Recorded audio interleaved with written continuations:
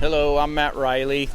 I'm the conservation manager and acting lead conservator for the Central Park Conservancy, which is responsible for the care of our entire collection of art and architecture. Welcome to Central Park's Bethesda Terrace.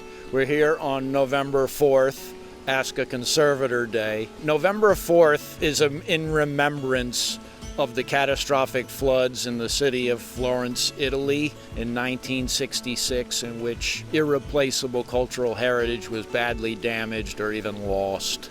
So this day commemorates conservators speaking about their work and bringing attention to the issues in our field, up to and including, I should say, climate change. This terrace here itself flooded this past year, but it was really quite shocking and did do some damage here. I think the park is subject to these things, and we need to be well prepared for the future with that happening more often. Behind me here, you'll see some of our amazing sandstone carvings from the 1860s. These are really outstanding example of craftsmanship and carved stone, and these are under our care and are actually subject to quite a lot of the potential problems with climate change. So I wanted to meet out here today and show you some of the things we're doing to sort of contend with that, document the conditions as we have them now, get a baseline set of data in which to use for tracking priorities for treatments and even possibly the replication of these features in the future. These are some of the most amazing carvings in the U.S. There's nothing really like Bethesda Terrace in these carvings, which were done by immigrant craftsmen in the 1860s under direction of Calvert Vaux and Jacob Ray Mould, who were the early designers of Central Park.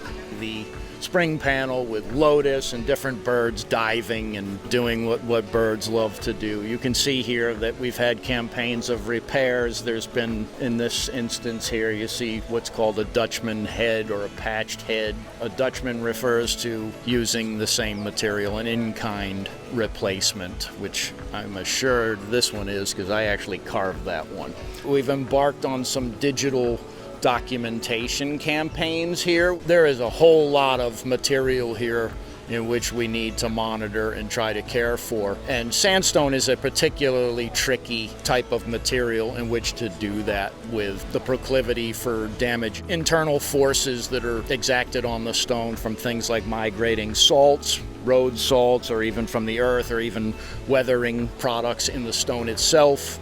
And increased wetting and drying cycles with climate change. This is a real concern that we've not seen, and we want to be out ahead of.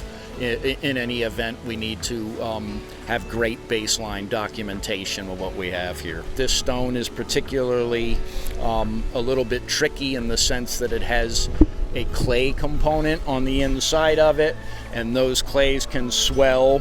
Also, I mentioned the salts. These are all things that impose internal forces on the stone, so we have our work cut out for us to figure out how to best handle this in a sustainable way from now to into the future. The park is just a gem, and I think it's just an absolute sort of feast for the eyes. Maybe you don't always see it on the degree of a single grain of sand like I might as a conservator and someone concerned with materials issues, but it's okay if folks don't necessarily notice. Preserving Central Park means quite a lot to our 40+ million visitors that come through here every year. It means quite a lot to me personally. It's a very rewarding position to know that what you're doing is appreciated and is trying to sustain this for future generations so that they can appreciate it too. I would describe Central Park as a grand artwork of American landscape architecture. I'm proud of my work. I've been here for 20 years now, so I can actually see the arc of my career and sort of the momentum that myself and the amazing team around me have been able to get underway. I can walk throughout Central Park and there's nary a landscape that I haven't touched something or conserved it.